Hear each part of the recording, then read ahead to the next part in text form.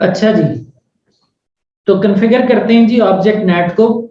Object net को configure यूं किया जाता है, बहुत सिंपल है। आप लिखते हैं नेट की कमांड, ब्रैकेट्स के अंदर आपको बताना पड़ता है कि रियल इंटरफेस कौन है। रियल इंटरफेस यानी जहां पर आपका आईपी, हम आउटबाउंड नेट की बात कर रहे हैं अभी, आउटबाउंड नेट, जिसमें हमने सोर्स नेट करना है।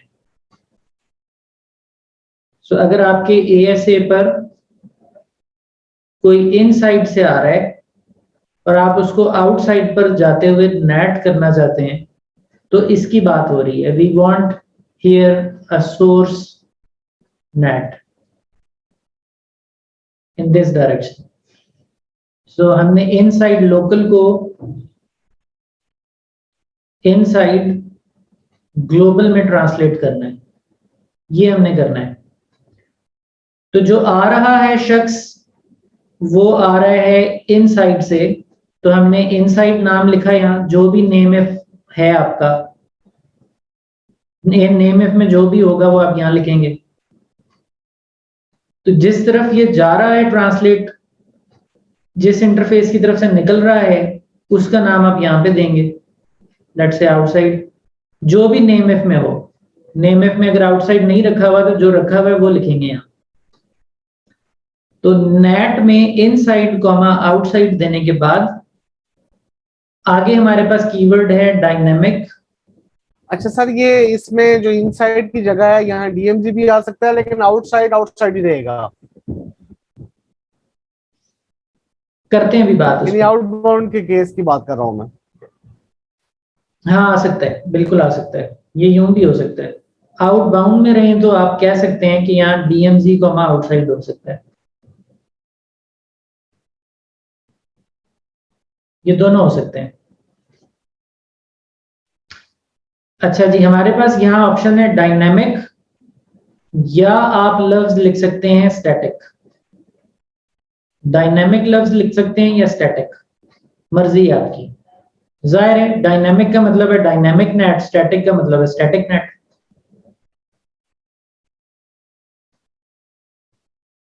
उसके बाद आपने यहां पे पब्लिक आईपी देना है, जिसमें ट्रांसलेट करना है, वो डिफाइन करना है। या इन अदर वर्ड्स, यहां पे आपने अब अपना इनसाइड ग्लोबल बताना है क्या होगा,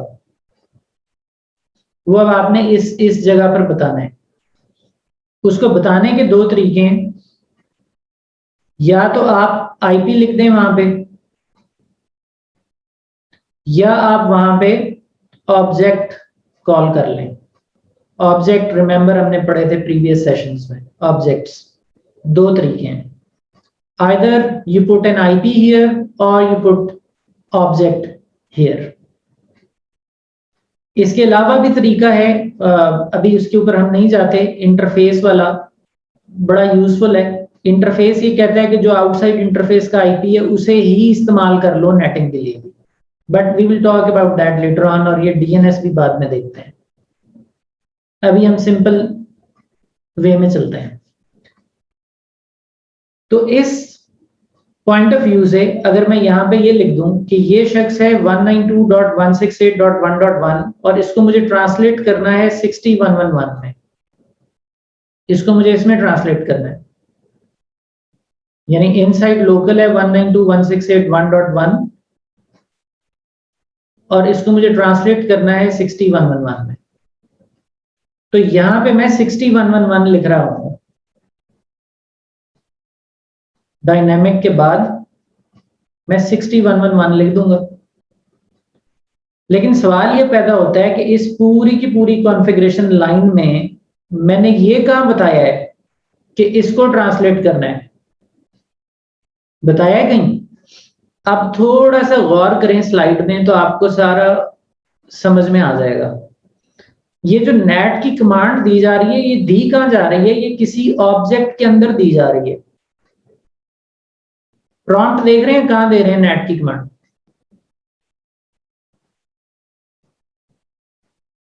ये नेट की कमांड ग्लोबल कॉन्फ़िगरेशन मोड में नहीं दे रहे, ये किसी ऑब्जेक्ट के अंदर दे रहे हैं।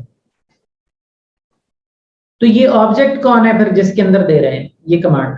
ये ऑब्जेक्ट वो है जो अपने अंदर 192.168.1.1 को कैरी करेगा। यानी इसकी कॉन्फ़िगरेशन को अगर मैं आपके सामने अब फुल एंड फाइनल फॉर्म में दिखाऊं तो वो ये बनेगी कि हम लिखेंगे object network, let's say public IP1 host 6111, object network private IP1 host 192.168.1.1, यहां पर कमांड दे रहे हैं।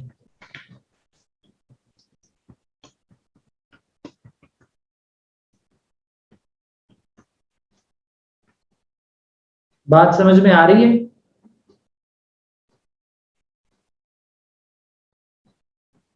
ये हम ऑब्जेक्ट नेट कर रहे हैं जिसको ऑटो नेट कहते हैं। तो ऑब्जेक्ट नेट को ऑब्जेक्ट नेट किस लिए कहते हैं? क्योंकि आप किसी ऑब्जेक्ट के अंदर नेट की कमांड देते हैं। अच्छा, जब आपने ट्वाइस नेट इंप्लीमेंट करना है तो ट्वाइस नेट के अंदर आप जरा गौर कीजिए, आपका प्रॉम्प्ट बदल गया है। प्रॉम्प्ट क्या हो गया है? It is not in the object. तो इसमें आप ये लिख रहे होंगे नेट इनसाइड कॉमा आउटसाइड, बिल्कुल उसी तरह ही चल रहे हैं, लेकिन फर्क प्रॉम्प्ट का है, ऑब्जेक्ट के अंदर नहीं है, ग्लोबल कॉन्फ़िगरेशन मोड में है। इसमें हम लिखेंगे source dynamic object A, translate किस में कर दिया जाए? ऑब्जेक्ट बी में। फिर बताएंगे destination static, it's a long line static, उसके बाद आगे चल रही है लाइन। फिर आप लिखेंगे OBJ C, OBJ C. So this is your destination IP, this is your source IP, and this is your translated source IP, यानी inside global। ये है inside local, ये है आपका आउटसाइड लोकल और आउटसाइड ग्लोबल। तो आप देख सकते हैं कि जो ट्वाइस नेट है इसके अंदर आपको सोर्स भी बताना पड़ता है, आपको डेस्टिनेशन भी बताना पड़ता है, दोनों चीजें। और ये किसी एक ऑब्जेक्ट के अंदर नहीं है, this is in global configuration mode. जैसे ही आप ये कमांड एंटर करेंगे सेक्शंस के अंदर, इसकी जो पॉलिसी है वो यहां आके बनेगी इस कमांड के नतीजे में। ये सेक्शन 2 है, ये सेक्शन 3 है, तो ये यहां बनेगी। वेयरएज जो ये वाली कमांड्स थी, इन कमांड्स को जब आप एंटर करेंगे तो इनको आप देखेंगे कि ये सेक्शन 2 में एंटर होंगी।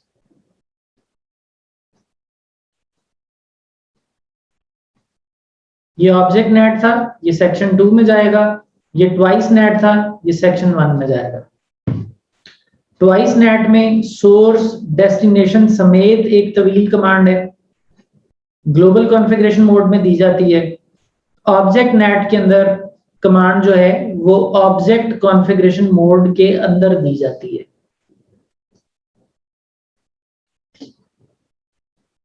ये हमारी ऑब्जेक्ट नेट या ऑटो नेट की कॉन्फ़िगरेशन है, इसमें हम ऑब्जेक्ट के अंदर हैं। ट्वाइस नेट के अंदर हम ऑब्जेक्ट के अंदर नहीं होंगे, हम ऑब्जेक्ट बनाएंगे जरूर। Object network, target IP 1 host 202.111 assume कीजिए ये फेसबुक है, एज्यूम कीजिए ये फेसबुक है।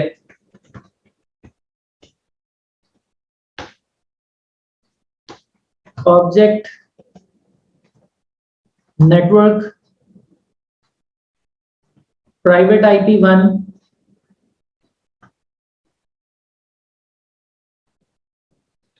और पब्लिक IP1 वो बिल्कुल उसी तरह बनेंगे, लेकिन यहां हम NAT की कमांड बाहर देंगे, not in the object but outside the object.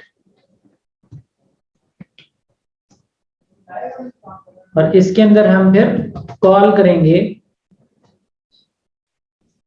Private IP1, object group को ट्रांसलेट कर दो पब्लिक IP1 में, डेस्टिनेशन स्टैटिक किस टारगेट की तरफ जाए तो टारगेट IP1, target IP1.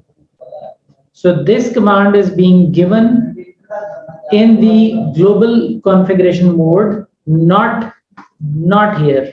इधर नहीं दे रहे. This is in config mode.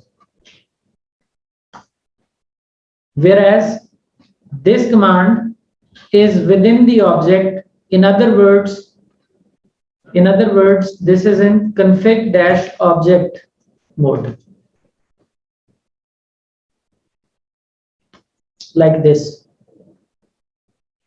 और जो पोजीशन है उसकी वो ये है। तो फर्क समझ में आ गया कॉन्फ़िगरेशन का। ट्वाइस नेट जिसको मैनुअल नेट कहते हैं वो कैसे कॉन्फ़िगर होता है और ऑब्जेक्ट नेट कैसे या ऑटो नेट कैसे कॉन्फ़िगर होता है।